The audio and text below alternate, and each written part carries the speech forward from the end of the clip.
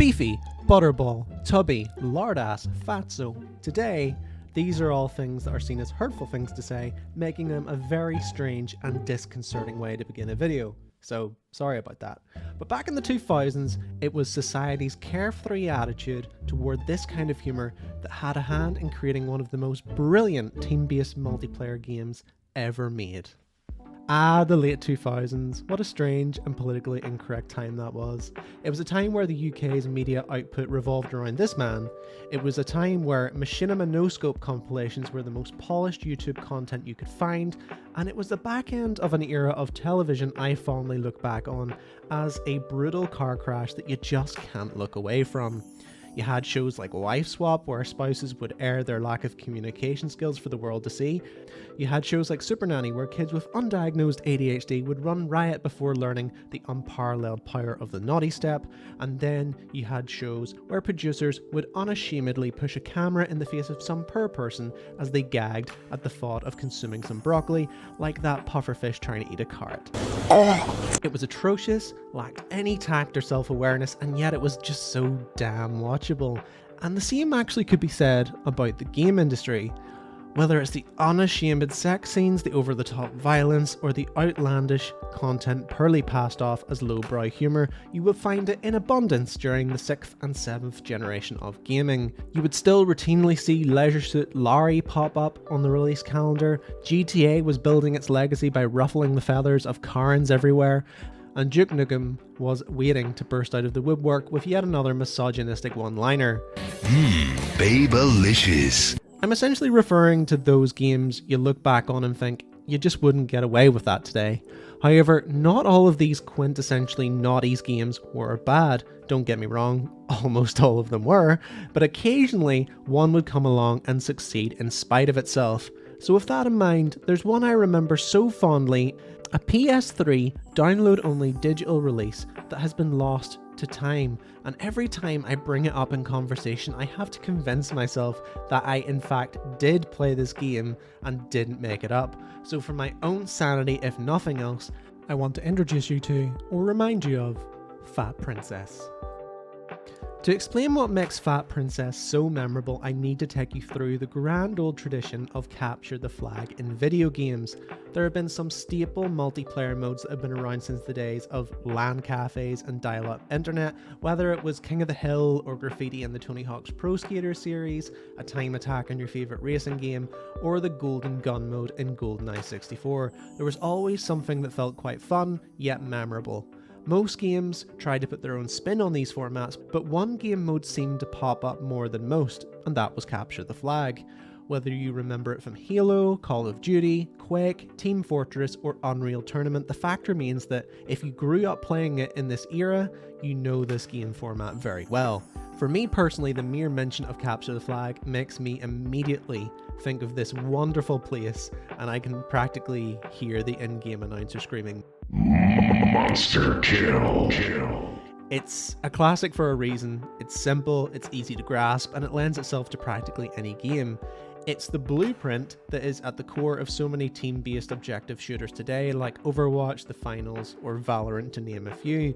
But the winning tactic has always been the same. You kill the opposing team and then run back to base with the flag unopposed to gain a point. There's rarely ever any more nuance to the game than that. Well, allow me to introduce Fat Princess, which is to this day probably still the most innovative, chaotic, and accomplished capture the flag game ever. In 2009, we were just getting used to online multiplayer, something that is so deeply rooted in video game culture today. The Xbox Live Call of Duty lobbies were filled to the brim with toxic teens who had all somehow bedded your mother, and clan tags were showcased proudly as if we were war veterans showing off our medals of valor. Because of the comfort that developers found in swapping dedicated servers for the infrastructure provided by something like PlayStation Network, it allowed for online games that were a little bit more nuanced than run-of-the-mill FPS shooters. But that's more or less what we got anyway for the longest time. The if it ain't broke, don't fix it attitude led to a slew of underwhelming shooters who wanted desperately to have a slice of the Call of Duty pie. But a few games were willing to try something different, and one was Fat Princess. Fat Princess was a game published by Santa Monica Studios, way back before they were well known for their reinvention of the god-killing beardy man Kratos into an emotionally led family man. And it was also created by Titan Studios.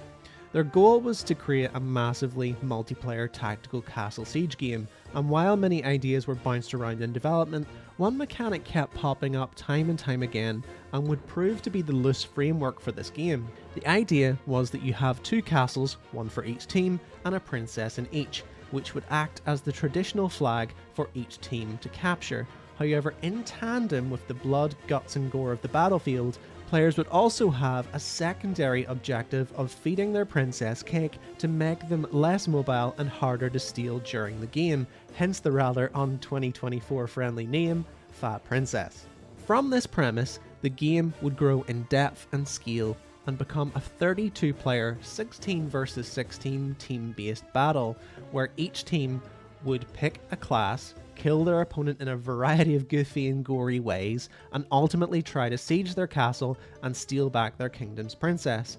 In principle, it's a concept that's no different to those present in Halo, Unreal Tournament and Quake when you think about it, but Fat Princess adds layers of tasty jam, cream and soft spongy goodness to this cake to create online multiplayer mayhem like no other. Okay, so let's dig down into the gameplay of Fat Princess. To explain this game in a nutshell, you play as either the red or blue team and can choose your class by selecting a hat from the hat stations within the castle walls. You can be a villager, a priest, a warrior, a mage, a ninja, a giant, whatever floats your boat, and instead of that just being a character skin or a gimmick, each provide a genuinely helpful set of abilities that can make them perfect for a particular role on the battlefield. A priest will be able to provide healing in battle, an engineer will be able to upgrade castle facilities, a warrior will be able to slice and dice the competition with melee combat, the nuances between the rules go on, and you can change classes on the fly depending on what the team needs and what strategies need to be employed. And speaking of strategies, Fat Princess excels in this area, offering more than just a setting where you kill enemies and then leg it with the princess to score a point. Sure, that is an option, but there are so many ways to counter this and plenty of alternative methods to success. You could sneak into the castle walls on a solo mission and sneak back to your kingdom while the battle rages on. You could focus on improving your resources and siege the castle with high-grade weapons that the enemy will have no answer for, or you could use a magic potion to turn your enemies into chickens and cut through their ranks with ease. It's this freedom to experiment with the variable mechanics, the abundance of options for tactical planning that the game allows for, and the manic nature of the gameplay that makes each encounter so thrilling. Plus, the game had its own solo campaign for players to enjoy, multiple maps, each with their own unique biomes and quirks, while offering a completely symmetrical and balanced playing field. It had a standout art style that evokes joy through both its cartoonish violence and its boisterous voice acting. It's just everything that you could have asked for from a game like this. Now, from the outside looking in, you may just think this is a cute and cozy game with basic hack and slash mechanics. And it is. But it's also a grueling war of attrition where you'll die constantly, fight tooth and nail to make up ground on your opponent, grind relentlessly for resources to upgrade your castle to gain an advantage on your opponents, and it's also a surprisingly gory and violent game with plenty of nuanced combat mechanics to mutilate and dismember those that would dare steal your kingdom's heir to the throne. In this era of modern gaming where, aside from perhaps payload in Overwatch, there has been no real desire or effort to reinvent the capture the flag medium, I look back on Fat Princess and wonder how this one has been lost to the cruel mistress that is time, and why we allowed such a thing to happen. So I guess we should look into that, shall we? I like to think at this point by showcasing the gameplay that you two are really interested in playing this game. So why has this captivating and wonderfully engaging multiplayer game got so far removed from the cultural zeitgeist that I can hardly find a single person who has even played the game? Well, first of all, availability is a massive issue for Fat Princess. Unlike a lot of titles within this era that got physical releases, Fat Princess was a digital-only download, exclusively available for PlayStation. This meant that most people weren't aware of this game due to the fact that physical releases were still the driving force of game sales in the late 2000s and the early 2010s. It was a problem then, and it makes it an even bigger problem for potential players today, as it means there's no way to plug in and play. Then if you add in the fact that Sony seemed to be gunning to get rid of older online stores sooner rather than later, we will soon be in a situation where only those that bought it then will have access thereafter. You can technically play this game in 2024, but you'll need to have a PlayStation 3, access to the digital store to download the game, and PlayStation Plus to be able to game online. But even if you do, you'll be lucky to find someone still playing the game, and if you do, the other 30 players will be made up of AI, so you might as well just play on your own anyway. I will concede that the AI solo story experience is still pretty fun, and you do get a general feel for what made the game so excellent, but the magic of this game was the human interaction, the emergent gameplay, the team-based gameplay, the authentic moments of chaos and mayhem, and the comical nature of each game, something that sadly just isn't present in 2024. So that really just leaves us one other avenue to investigate. What happened to the developers, and is there hope of a Fat Princess revival? Well, it may not shock you to find out that Fat Princess was the only game that Titan Studios ever made, as the company disbanded with most people splitting off on new projects. But what may surprise you is that creator Chris Miller would work on further Fat Princess games and created Fat Princess Adventures. You would think that's amazing news, but sadly Fat Princess Adventures was a huge departure from the original format, swapping the team-based Castle Siege format for a top-down 4-player dungeon crawler co-op game, not unlike games like Path of Exile and Children of Morta.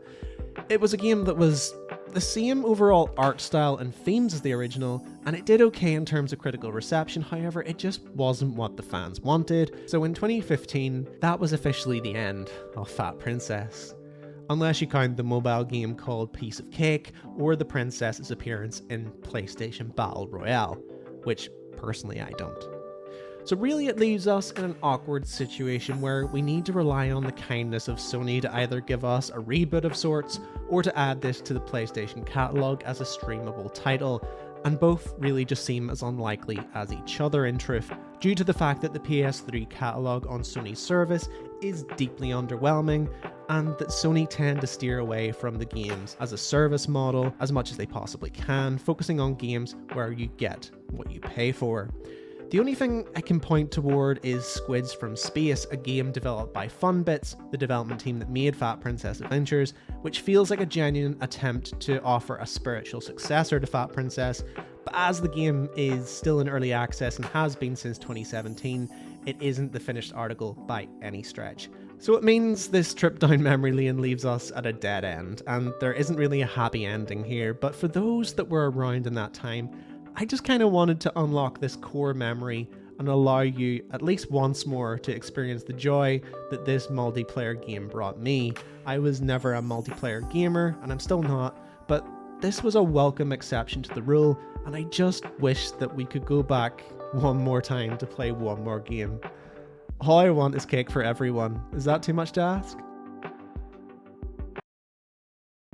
So that was our Fat Princess retrospective. I really hope you enjoyed it. It was fun for me to make. I enjoyed playing the Fat Princess demo back in the day. I played it so much, and I hope I unlocked a core memory for you guys as well.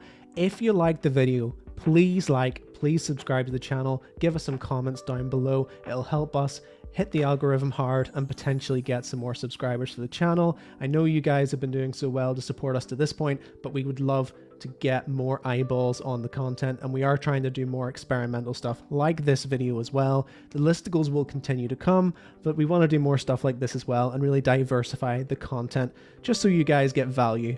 But until next time, I've been Cal, and I'll see you next time.